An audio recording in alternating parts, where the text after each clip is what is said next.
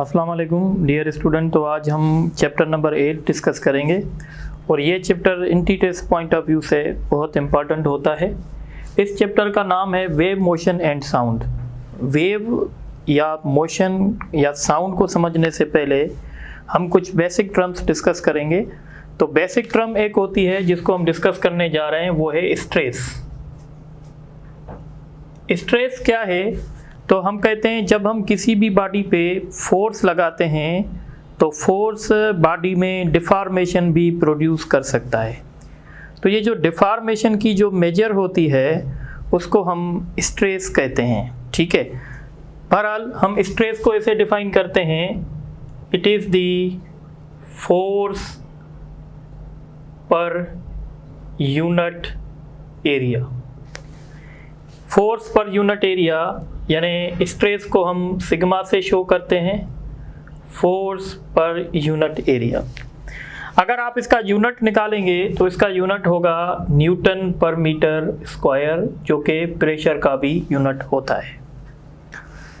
ठीक है, अब बात समझें, जब हम किसी भी बॉडी पे फोर्स लगाते हैं तो वो फोर्स बॉडी में डिफॉर्मेशन प्रोड्यूस करता है।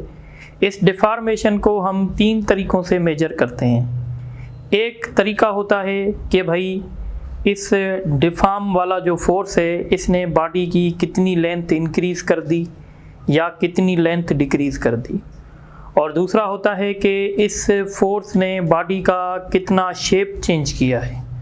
और तीसरा होता है कि इस फोर्स ने बॉडी का कितना वॉल्यूम चेंज किया है। तो इसका मतलब होगा स्ट्रेस के 3 टाइप्स होंगे। सो देयर आर 3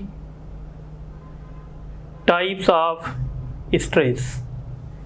एक स्ट्रेस को कहते हैं टेंसाइल स्ट्रेस। टेंसाइल स्ट्रेस, या बेहतर है कि आप इसको लॉन्गिट्यूडनल स्ट्रेन लिख लें, longitudinal stress. What is longitudinal stress? तो हम कहते हैं जब फोर्स किसी बॉडी का लेंथ इंक्रीज करता है या लेंथ डिक्रीज करता है तो हम उसको लॉन्गिट्यूडनल स्ट्रेस कहते हैं। तो हम कहेंगे द स्ट्रेस विच increases या which changes the length of object। ठीक है, सपोज करें अगर हमारे पास ये रॉड थी, इस रॉड पे जब हमने लोड रखा तो लोड रखने से इसकी लेंथ जो है ये चेंज हो गई। तो यहाँ पे हम डिस्कस करेंगे लॉन्गिट्यूडनल स्ट्रेस। लॉन्गिट्यूडनल स्ट्रेस के 2 टाइप्स होते हैं, एक को कहते हैं टेंसाइल स्ट्रेस और एक को कहते हैं कंप्रेशनल स्ट्रेस। टेंसाइल स्ट्रेस हम तब कहते हैं जब लेंथ में इंक्रीमेंट आता है और कंप्रेशनल स्ट्रेस हम तब कहते हैं जब लेंथ में डिक्रीमेंट आता है। ठीक है, अब हम डिस्कस करेंगे स्ट्रेस का दूसरा टाइप और इसको कहते हैं volumetric stress. What is volumetric stress? तो हम कहते हैं the stress which changes the volume of object. The stress which changes the volume of object. उसके बाद हमारे पास होता है, इसको हम डिस्कस करते हैं shearing stress। What is shearing stress? तो सपोज करें हमारे पास एक ऐसा, ये समझें कि एक किस्म का शेप था और जब हमने इस पे फोर्स अप्लाई किया तो इसका शेप कुछ इस तरीके से हो गया है। तो हम कहेंगे कि इसमें शेयरिंग स्ट्रेस अप्लाई हुई है। शेयरिंग स्ट्रेस क्या करेगी? शेप को चेंज कर देगी। सो the stress which changes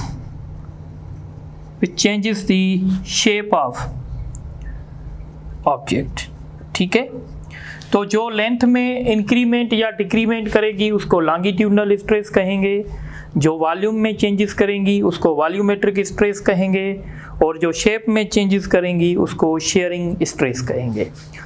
जब हम किसी बॉडी पे स्ट्रेस अप्लाई करते हैं तो उस बॉडी में लेंथ में चेंज आती है या वॉल्यूम में चेंज आती है या उसके शेप में चेंज आती है, और जब हम इसके चेंज को ओरिजिनल के साथ कंपेयर करते हैं तो हमारे पास एक और फिजिकल क्वांटिटी आती है जिसको हम कहते हैं strain. So what is strain? ये रेशो है, it is the ratio of change in length पर ओरिजिनल लेंथ, ठीक है, और इसको हम सिग्मा से शो करते हैं, डेल्टा एल बाई एल। अच्छा, अब जैसे आपने सुना कि हमारे पास स्ट्रेस के 3 टाइप्स हैं, तो स्ट्रेन के भी 3 टाइप्स हैं। एक स्ट्रेन को कहेंगे लॉन्गिट्यूडनल स्ट्रेन, लॉन्गिट्यूडनल स्ट्रेन, ठीक है। तो लॉन्गिट्यूडनल स्ट्रेन मतलब लेंथ में तब्दीली होगी, तो हम कहेंगे it is the ratio of change in length upon original length. काम की बात यह है कि इसके पास कोई यूनिट नहीं है, नो यूनिट नो डायमेंशन। इसी के साथ अगर हम डिस्कस करेंगे वॉल्यूमेट्रिक स्ट्रेन, तो आप समझ गए होंगे वॉल्यूमेट्रिक स्ट्रेन क्या होगा। It is the ratio of change in volume upon original volume. इसके बाद हमारे पास है शेयरिंग स्ट्रेस। शेयरिंग स्ट्रेस भी आप समझ गए होंगे कि हम देखेंगे ओरिजिनल शेप क्या था और शेप में तब्दीली कैसे आई। बहरहाल हम इसको एंगल्स में मेजर करते हैं, तो अभी हम इसको इतना डिस्कस नहीं करेंगे। अब हम आते हैं, एक दूसरा इंपॉर्टेंट टॉपिक है हमारे पास जिसको कहते हैं हुक्स लॉ। सारी बात हमारी यहाँ से शुरू होगी, इसको केयरफुली हम समझेंगे।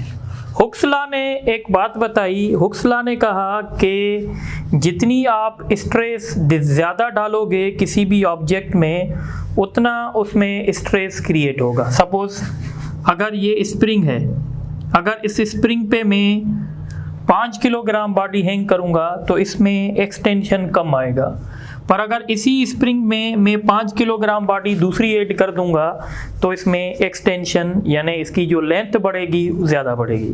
तो हुक्स ने कहा है the stress is directly proportional to strain within elastic limits. अच्छा, सबसे पहले यहाँ पे हम कहेंगे stress is directly proportional to strain, और प्रोपोर्शनलिटी की जब साइन रिमूव करेंगे तो यहाँ पे मॉड्यूलस होगा, और इस मॉड्यूलस को कहेंगे where Y is called modulus of elasticity. क्या कहेंगे? Modulus of elasticity. और मॉड्यूलस ऑफ इलास्टिसिटी जो है बेसिकली ये रेशो है, अगर आप इसको डिफाइन करना चाहें तो it is the ratio of stress to strain. तो मॉड्यूलस ऑफ इलास्टिसिटी का यूनिट वही होगा जो यूनिट स्ट्रेस का होगा, क्योंकि स्ट्रेन का कोई यूनिट नहीं होगा। अब यहाँ पे एक मैं चीज़ ऐड कर दूँ, what is elasticity? What is elasticity? तो हम कहते हैं इलास्टिसिटी मटेरियल की, किसी भी ऑब्जेक्ट की वो एबिलिटी होती है जो ऑब्जेक्ट को ओरिजिनल पोजीशन में लेके आती है जब हम उसमें से डिफॉर्मेबल फोर्स को रिमूव करते हैं। सपोज ये स्प्रिंग पहले ऐसे था, ठीक है, इस स्प्रिंग पे हमने फोर्स लगा के इसको स्ट्रेच किया। अब जब हम ये फोर्स रिमूव करेंगे तो स्प्रिंग अपनी ओरिजिनल पोजीशन में आ जाएगा। तो कौन सी चीज़ थी जिसने स्प्रिंग को अपनी ओरिजिनल पोजीशन में लेके आई? तो हम कहेंगे स्प्रिंग एक इलास्टिक बॉडी है।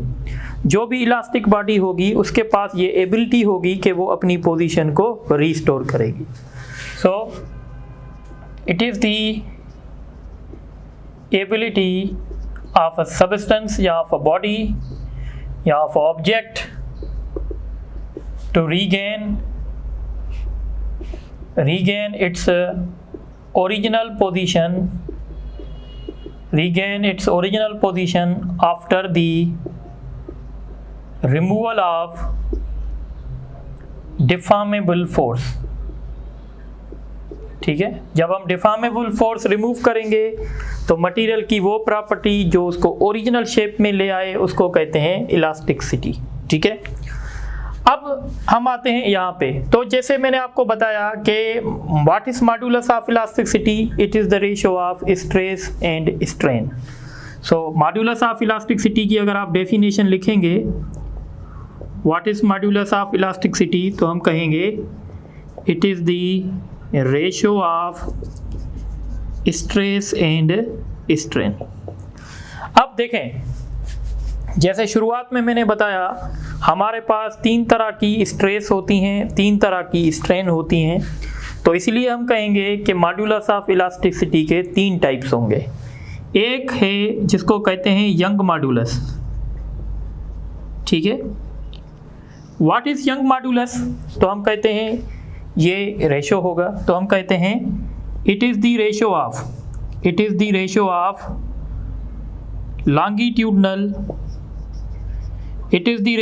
longitudinal stress and longitudinal strain। जब आप longitudinal stress लेंगे और longitudinal strain लेंगे तो आपके पास जो होगा ये यंग मॉड्यूलस कहलाएगा। Young modulus is equal to longitudinal stress divided by longitudinal strain। अब एक बात याद रखें, जब हम सॉलिड्स की बात करते हैं तो सॉलिड के पास यंग मॉड्यूलस होता है, लिक्विड के पास और गैस के पास यंग मॉड्यूलस नहीं होते, क्योंकि लिक्विड्स को और गैसेस को हम in terms of length major नहीं कर सकते। तो यहाँ पे मैं पॉइंट लिखूँगा, only solids have young modulus. ठीक है, और जितना यंग मॉड्यूलस ज़्यादा होगा उतना ज़्यादा फोर्स हमें लगाना पड़ेगा किसी भी स्प्रिंग को ज़्यादा स्ट्रेच करने में। एक बात समझ लें, यहाँ पे कॉन्सेप्ट क्लियर करें। एक स्प्रिंग, ये 2 स्प्रिंग हैं, इन दोनों स्प्रिंग पे, इस स्प्रिंग पे मैंने 100 न्यूटन फोर्स लगाया, इसमें भी मैंने 100 न्यूटन फोर्स लगाया। इसमें 100 न्यूटन फोर्स लगाने से एक्सटेंशन आया 3 सेंटीमीटर का और इसमें एक्सटेंशन आया 5 सेंटीमीटर का। अगर मैं आपसे पूछूं इन दोनों स्प्रिंग में यंग मॉड्यूलस का वैल्यू ज़्यादा किसका होगा, तो यंग मॉड्यूलस हमेशा आपको क्या इंडिकेट करेगा, तो यंग मॉड्यूलस एक किस्म की रेजिस्टेंस आपको फील करवाएगा। तो हम कहेंगे इसमें रेजिस्टेंस ज़्यादा है क्योंकि हम इस पे 100 न्यूटन फोर्स लगा रहे हैं और इसमें स्ट्रेच 3 सेंटीमीटर की आ रही है, जब हम सेम फोर्स इस पे लगा रहे हैं और इसमें स्ट्रेच ज़्यादा आ रही है। इसका मतलब है ये रेजिस्ट कम कर रहा है, ये रेजिस्ट ज़्यादा कर रहा है। तो यंग मॉड्यूलस को आप ऐसे फील कर सकते हैं कि ये एक रेजिस्टेंस है जो लेंथ को स्ट्रेच होने नहीं देती। तो जो स्प्रिंग स्ट्रेच करना जिसको मुश्किल होगा उसका यंग मॉड्यूलस ज़्यादा होगा। ठीक है, अब आते हैं बल्क मॉड्यूलस पे। बल्क मॉड्यूलस जो कि बहुत काम का है। व्हाट इज बल्क मॉड्यूलस, तो हम कहते हैं it is the ratio of volumetric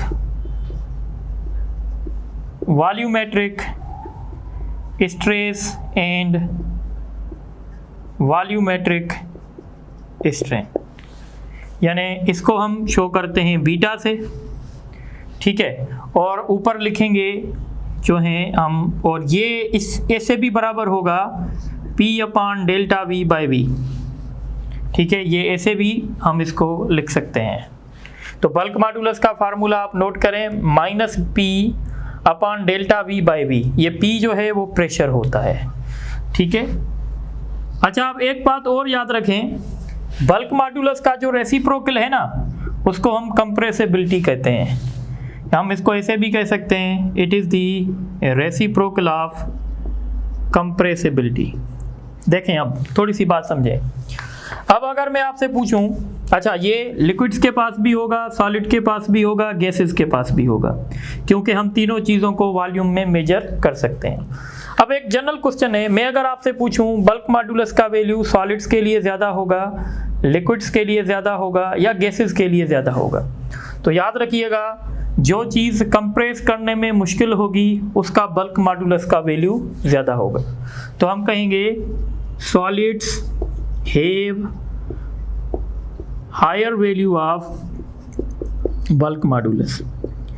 भाई सॉलिड के पास बल्क मॉड्यूलस का वैल्यू ज़्यादा क्यों है? क्योंकि बल्क मॉड्यूलस कंप्रेसिबिलिटी का रेसिप्रोकल है और हम सॉलिड को कंप्रेस नहीं कर सकते, इसीलिए उसका बल्क मॉड्यूलस का वैल्यू ज़्यादा होगा। ठीक है। अच्छा, उसके बाद आता है modulus of rigidity. Modulus of rigidity, what is modulus of rigidity? तो it is the ratio of shearing stress and shearing strain।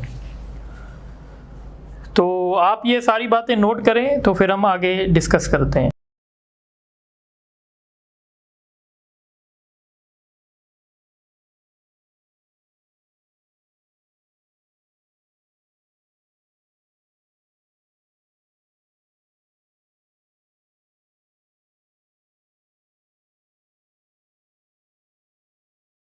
अच्छा, अब हम डिस्कस करेंगे हुक्स लॉ फॉर स्प्रिंग। एक स्प्रिंग के लिए हुक्स लॉ हमें क्या बताएगा? तो देखें, ये एक स्प्रिंग है, ये अपनी नॉर्मल पोजीशन में है और हमने इस स्प्रिंग पे फोर्स एक्सर्ट करके इसको हमने स्ट्रेच कर दिया। ठीक है। अगर आप समझें इस स्प्रिंग की क्रॉस सेक्शन एरिया ए है, तो हमने पढ़ा है कि स्ट्रेस जो होगा वो डायरेक्टली प्रोपोर्शनल होगा स्ट्रेस के साथ, स्ट्रेन के साथ। ठीक है। तो अब यहाँ पे क्योंकि हम स्प्रिंग की बात कर रहे हैं तो हम बात करेंगे इसके यंग मॉड्यूलस की। ठीक है। इसकी जगह हम क्या लिख सकते हैं? फोर्स अपॉन एरिया, और ये हमारे पास यंग मॉड्यूलस है और इसकी वजह से अगर आप ये समझ रहे हैं कि यहाँ से लेकर यहाँ तक ये जो लेंथ में चेंज आया है इसको हम डेल्टा एक्स कह रहे हैं और इसकी जो ओरिजिनल लेंथ है वो एक्स नॉट है, तो फिर मैं इसको ऐसे लिख सकता हूँ, या आप ऐसे समझें कि इसकी जो लेंथ में चेंज आया है वो एक्स नॉट है और इसकी ओरिजिनल लेंथ एल है। तो फिर मैं स्ट्रेस को ऐसे लिख सकता हूँ x not divided by L. अब अगर यहाँ से हम फोर्स को रिजॉल्व करें तो Y A L into X naught. अब आप केयरफुली देखें, किसी भी स्प्रिंग का यंग मॉड्यूलस कांस्टेंट होगा, एरिया कांस्टेंट होगी, लेंथ उसकी ओरिजिनल लेंथ वो भी कांस्टेंट होगी। इन तीनों को मिला के मैं एक दूसरा कांस्टेंट रखता हूं और इसको कहते हैं force constant of spring, where K जो है ये वाई ए अपॉन एल के बराबर है और इसको कहते हैं फोर्स कांस्टेंट ऑफ स्प्रिंग, या इसको हुक्स कांस्टेंट भी कहते हैं। अच्छा, तो अब हम यहाँ से ये सीख सकते हैं, ये जो फोर्स होगा ये इस फोर्स को कहते हैं इलास्टिक रीस्टोरिंग फोर्स। यानी आपने देखा होगा कि जब हम किसी भी स्प्रिंग को ऐसे स्ट्रेच करेंगे तो इलास्टिसिटी की वजह से इसमें एक फोर्स डेवलप होगा और ये फोर्स इस स्प्रिंग को ओरिजिनल पोजीशन में रीस्टोर करने की कोशिश करेगा। उस फोर्स को कहते हैं इलास्टिक रीस्टोरिंग फोर्स। तो आप एक बात नोट करें, अगर आप फोर्स ऐसे लगाएंगे, अगर आप डिस्प्लेसमेंट ऐसे क्रिएट करेंगे तो ये स्प्रिंग जो है रीस्टोरिंग फोर्स ऐसे क्रिएट होगा। तो यहाँ से हमने एक बात सीख ली कि ये जो फोर्स है और ये जो डिस्प्लेसमेंट है इन दोनों के डायरेक्शन जो हैं अपोजिट होंगे। तो इसको हम कहते हैं mathematical form of Hooke's law in case of spring. Words में कैसे लिखेंगे? The extension is directly proportional, the extension is directly proportional to the force, to the applied force। यानी जितना ज़्यादा हम इस स्प्रिंग पे फोर्स लगाएंगे उतना ज़्यादा इसमें डिस्प्लेसमेंट क्रिएट होगा। या हम ऐसे कह सकते हैं कि जितना ज़्यादा हम इस स्प्रिंग को स्ट्रेच करेंगे उतना ज़्यादा इसमें इलास्टिक रीस्टोरिंग फोर्स डेवलप होगा। इसको कहते हैं Hooke's law for a spring. और ये जो फोर्स है इसको क्या कहेंगे? Elastic restoring force. What is elastic restoring force? The force due to, ये force किसकी वजह से? इलास्टिसिटी की वजह से। The force due to elasticity which regains या which restore the original position of a body. The force which restore the original position of body is called elastic restoring force. और elastic restoring force की property क्या है? It is directly proportional. It is directly proportional to the displacement.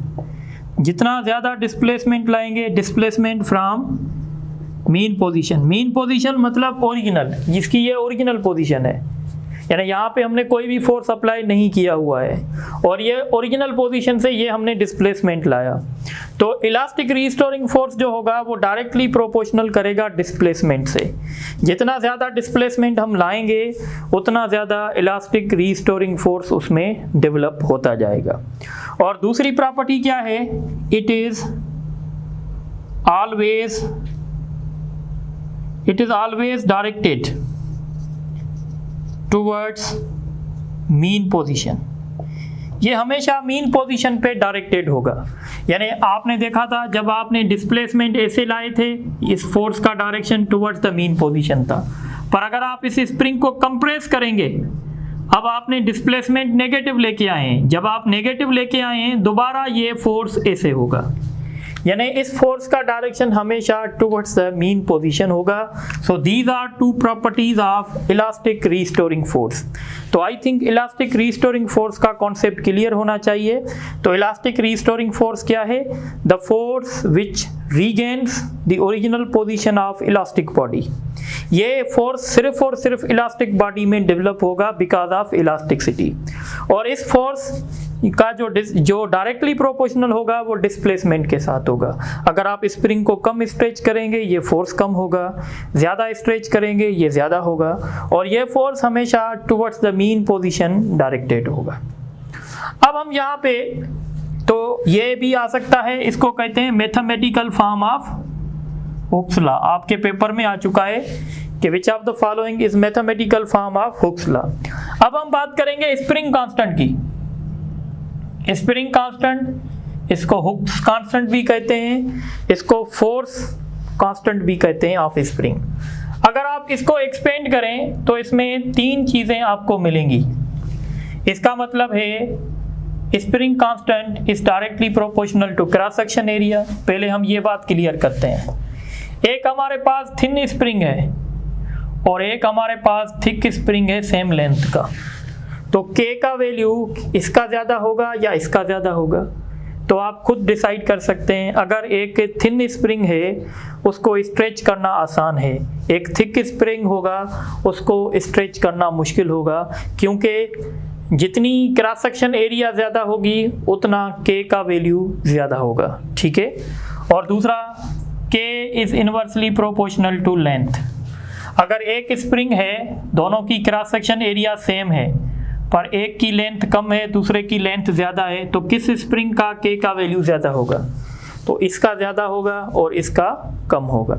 यहाँ से question भी आते हैं। Suppose आपको क्वेश्चन मिलेगा, एक स्प्रिंग था उसका K का वैल्यू 150 था और इसका यूनिट होगा न्यूटन पर मीटर। तो आप लिख सकते हैं its unit is Newton per metre. अब बात समझें, अगर इस स्प्रिंग को हमने 3 हिस्सों में काट दिया, 3 इक्वल हिस्सों में काट दिया, तो इंडिविजुअल पार्ट का वैल्यू क्या होगा? पहले तो ये बताएं, बढ़ेगा या कम होगा? तो आप अपने आप को बता सकते हैं, मुझे तो नहीं बता सकते। बहरहाल के का वैल्यू बढ़ जाएगा। क्यों बढ़ेगा? क्योंकि आपने लेंथ को कम कर दिया है। जैसे ही आप स्प्रिंग की लेंथ कम करते जाएंगे, के का वैल्यू बढ़ता जाएगा। इसीलिए एक फार्मूला नोट कर लें, K dash is equal to N multiplied by K. इसका मतलब होगा, सपोज जैसे मैंने ये क्वेश्चन दिया, मैंने कहा भाई एक स्प्रिंग है जिसका के का वैल्यू 150 है। अगर मैं इसको 3 इक्वल पार्ट्स में डिवाइड करूंगा, what will be new value of के? तो आप कैसे फाइंड करेंगे? 150 को 3 से मल्टीप्लाई करेंगे तो 450 हो जाएगा। इस तरीके से हम इसको डिसाइड कर सकते हैं। अब हम बात करेंगे y की, यंग मॉड्यूलस की। तो आपको पता है एक स्प्रिंग हमारे पास सॉफ्ट होगा, एक स्प्रिंग हमारे पास टफ या हार्ड होगा। तो सॉफ्ट के लिए के का वैल्यू कम होगा, हार्ड के लिए के का वैल्यू ज़्यादा होगा। तो ये पूरा डिस्कशन के पे था। इसी तरीके से अगर आप कुछ बुक पढ़ेंगे, हमारे सिलेबस में तो नहीं है पर आप MCQ सॉल्व करते हैं, तो आपसे 2 क्वेश्चन किए जाते हैं। एक होता है स्प्रिंग इन सीरीज। जब हम स्प्रिंग को सीरीज में लगाते हैं, जैसे ये देखें 3 स्प्रिंग है, इसका वैल्यू K1, K2, K3 है। अगर ये 3 स्प्रिंग सीरीज में निकलेंगे, सीरीज में कनेक्ट होंगे, what will be the equivalent value? तो इसका इक्विवेलेंट वैल्यू कम हो जाएगा क्योंकि लेंथ बढ़ रही है, और इसका इक्विवेलेंट वैल्यू मिलेगा 1/K1, 1/K2 plus 1/K3 up to 1/Kn। अगर आपके पास 2 स्प्रिंग होंगे तो सिंपल फार्मूला है मल्टीप्लिकेशन डिवाइडेड बाय सम। अगर आपके पास सेम वैल्यूज हैं के और n स्प्रिंग है तो k डिवाइडेड बाय n। इन 2 फार्मूले को समझ लें। सपोज अगर मैं कहता हूं मेरे पास 2 स्प्रिंग है, एक का वैल्यू 10 है, दूसरे का वैल्यू भी 10 है। अगर मैं दोनों को सीरीज में कनेक्ट कर रहा हूं तो इक्विवेलेंट वैल्यू कितना होगा? तो मैं करूंगा k divided by n, 10 divided by 2 तो ये हो जाएगा 5। पर अगर मैं कहता हूं एक का वैल्यू 6 है, दूसरे का वैल्यू 3 है, तो आप ये फार्मूला यूज करेंगे। ऊपर रखेंगे मल्टीप्लिकेशन डिवाइडेड बाय सम, ठीक है। 18 डिवाइडेड बाय 9 तो 2 हो जाएगा। तो ये स्प्रिंग था सीरीज में। और दूसरा होता है स्प्रिंग इन पैरेलल। पैरेलल का मतलब है ऐसे होंगे। तो जब आप पैरेलल में स्प्रिंग लगाएंगे तो पैरेलल में स्प्रिंग लगाने से आप ऐसे तस्वर करें कि पैरेलल में क्रॉस सेक्शन एरिया बढ़ जाएगी। अगर क्रॉस सेक्शन एरिया बढ़ जाएगी इसका मतलब है के का वैल्यू बढ़ जाएगा। और पैरेलल में सिंपल समेशन होगी K1, K2, K3 up to Kn। अगर इक्वल वैल्यू के होंगे तो n मल्टीप्लाइड बाय k होगा। तो इस तरीके से ये डिस्कशन होता है। तो आप इस डिस्कशन को नोट करें, तो हम इस पे कुछ MCQs करेंगे।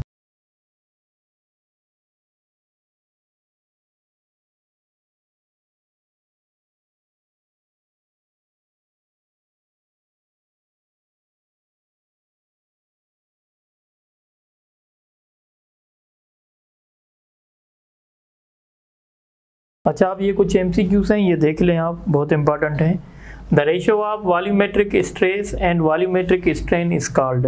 तो हमने बताया था इसको कहते हैं बल्क मॉड्यूलस। उसके बाद क्वेश्चन है which of the following have young modulus. तो आपको पता है यंग मॉड्यूलस सिर्फ और सिर्फ सॉलिड के पास होता है। उसके बाद क्वेश्चन है spring having force constant 200 newton per metre, it was cut into 4 equal parts, then value of spring constant. तो इसका फार्मूला मैंने बताया था K dash is equal to K divided by N, ठीक है, सॉरी एन मल्टीप्लाइड बाय के। 4 parts में आपने डिवाइड किया है, हर एक पार्ट का वैल्यू 200, तो ये 800 हो जाएगा। इसका ऑप्शन सी होगा। उसके बाद क्वेश्चन है 2 springs having spring constant 120 newton per metre and 40 newton per metre are connected in series, then find the equivalent. तो सीरीज में जब 2 होंगे तो इसका होगा मल्टीप्लिकेशन डिवाइडेड बाय सम। अगर हम इनकी मल्टीप्लिकेशन करेंगे सम करेंगे 160 आएगा, 0 0 से कैंसिल।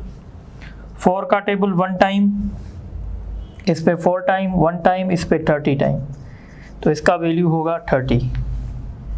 उसके बाद क्वेश्चन है विच ऑफ द फॉलोइंग, ये क्वेश्चन आपके पास पेपर में आया है, which of the following is mathematical form of Hooke's law. तो आपको पता है Fs is equal to minus K X naught. उसके बाद ये न्यूमेरिकल है, a 5 kilogram mass is attached to the spring and produce an extension of 2 centimetre, find the force constant. Force constant कैसे मिलेगा, तो आपको पता है ये ऐसे स्प्रिंग है, इस पे आपने मास को हैंग किया है, ठीक है। 5 किलोग्राम मास इज हैंग्ड लिख लें, ठीक है। तो इस तरीके से हम लिखेंगे F इज इक्वल टू के एक्स, और ये F जो है वो वेट के बराबर होगा। अगर हमें x चाहिए तो mg अपान k होगा, सॉरी अगर हमें k चाहिए तो mg अपान x होगा। मास इसका 5 है, g का वैल्यू 10 है। ये कितना इसमें एक्सटेंशन आया है, 2 सेंटीमीटर। 2 centimetre means 0.02 metre. अगर डेसिमल कैंसिल करेंगे 2 0 दे देंगे, ये 1 होगा, ये 500 होगा।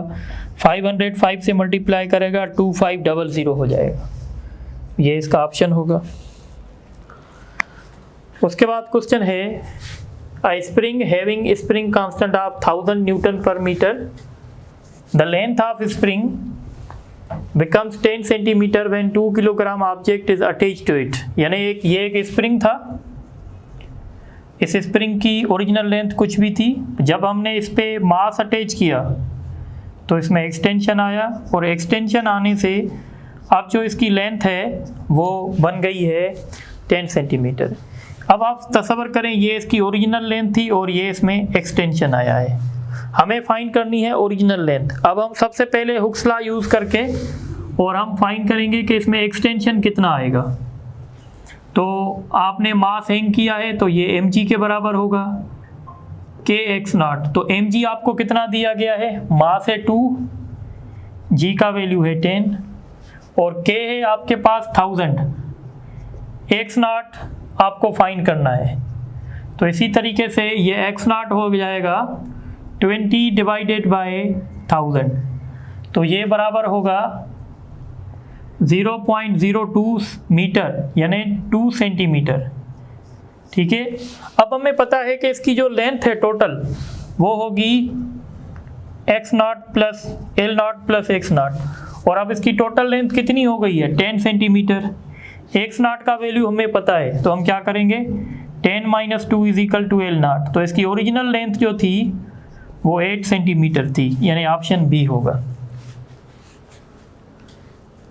आज के लेक्चर का last question, 10 kilogram object is attached to one end of spring, ये पास पेपर में आया है, and place on horizontal table, ऐसे पड़ा हुआ है हॉरिजॉन्टल सरफेस, और हमने इस पे फोर्स लगा के इसमें डिस्प्लेसमेंट प्रोड्यूस किया है।